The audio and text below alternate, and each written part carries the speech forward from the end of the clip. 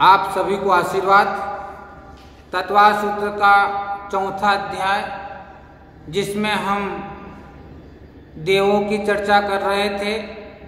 पहला सूत्र हमारा हो चुका है और दूसरे सूत्र की हम चर्चा करेंगे। इस दूसरे सूत्र में वेश्याओं के बारे में बताया है और 22 नंबर के सूत्र, इसी अध्याय के 22 नंबर सूत्र में भी वेश्याओं के बारे में बताया गया है। तो आइए हम सूत्र पढ़ते हैं। आदितस्त्रिषु पित्तांतरेस्यः, आदितस्त्रिषु पित्तांतरेस्यः, आदितस्त्रिषु पित्तांतरेस्यः। सूत्र करते हैं आदि के 3 निकायों में। आदि के 3 निकाय मतलब भवनवासी, वेंतर और ज्योतिषियों में पित्त पर्यंत 4 वेश्याएं होती हैं। भवनवासी, वेंतर और ज्योतिषी में 4 वेश्याएं होती है पित्त पर्यंत। चौथे नंबर की जो वेश्या है वो पित्त है, तो वहां तक की वेश्याएं होती हैं, यानी ये 4 वेश्याएं होती हैं। तो भवनवासी, वेंतर और ज्योतिषी ये देवों के भेद थे। 4 भेद थे, भवनवासी, वेंतर, ज्योतिषी और कल्पवासी।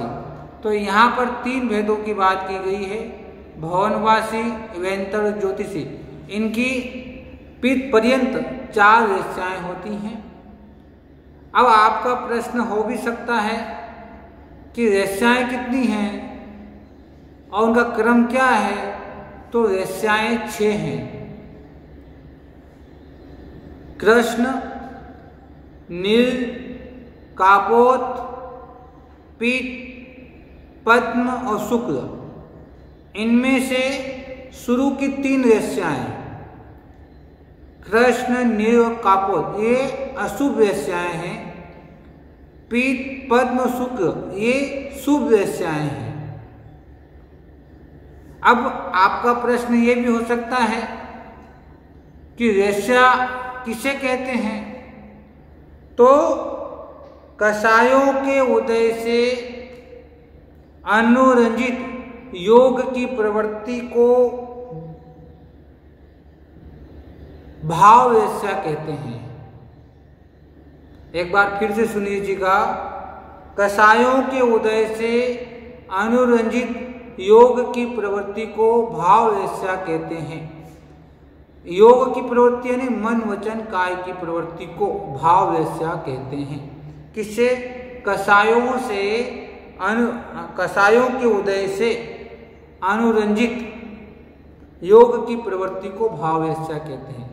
कषायों के उदय से अनुरंजित योग की प्रवृत्ति को भाव वेश्या कहते हैं। तो फिर द्रव्य वेश्या किसे कहेंगे? तो वर्ण, नाम, कर्म के उदय से उत्पन्न हुआ जो शरीर का वर्ण होता है उसको द्रव्य वेश्या कहते हैं। क्या कहा? वर्ण, नाम, कर्म के उदय से उत्पन्न हुआ जो शरीर का वर्ण होता है उसे द्रव्य वेश्या कहते हैं। तो मूल में वेश्याएं 2 हैं, द्रव्य वेश्या और भाव वेश्या। और फिर द्रव्य वेश्या की परिभाषा हमने पढ़ी, भाव वेश्या की परिभाषा पढ़ी। और ये कृष्ण, नील, कापोत, पीत, पद्म और शुक्ल ये द्रव्य वेश्या भी और भाव वेश्या भी है ना। इतना हम यहाँ समझ लेते हैं। तो ये जो वेश्याएं हैं ये 6 होती हैं और पीत पर्यंत तक यानी 4 वेश्याएं देवों में पाई जाती हैं। कौन से देवों में? तो भवनवासी, वेंतर और ज्योतिषी में पाई जाती।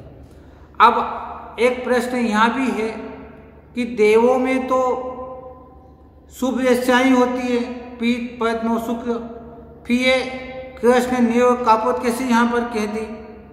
तो उसका समाधान ये है कि अपर्याप्त अवस्था में 3 अशुभ वेश्याएं होंगी और जैसे ही उत्पन्न होता है देवों में उसकी पित्त वेश्या हो जाती है।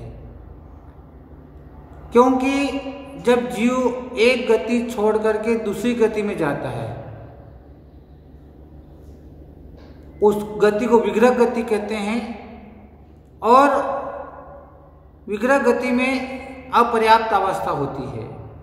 जैसे कोई मनुष्य या कोई तिर्यंच देव गति में जा रहा है, यहाँ से मरण कर रहा है, तो उसके उस समय कृष्ण निरोग कापोत ये दशाएं हो सकती हैं, पर वह जन्म होते ही उसकी पितृ दशा हो जाएगी, क्योंकि अपर्याप्त अवस्था में देवगति नाम कर्म का उदय होता है। इससे उनकी अपर्याप्त अवस्था के अनुसार हिसाब से वहाँ पर 3 अशुभ दशाएं होती है, पर वहाँ पर पहुँचते ही पितृ दशा हो जाती है। इसलिए यह नियम है, पक्का है कि भवंतरिक माने भवनवासी वेंतर ज्योतिषी देवों में पर्याप्त अवस्था में मात्र एक पितृ दशा ही होती है। ये ध्यान रखना, पर्याप्त अवस्था में एक पितृ दशा ही होती है।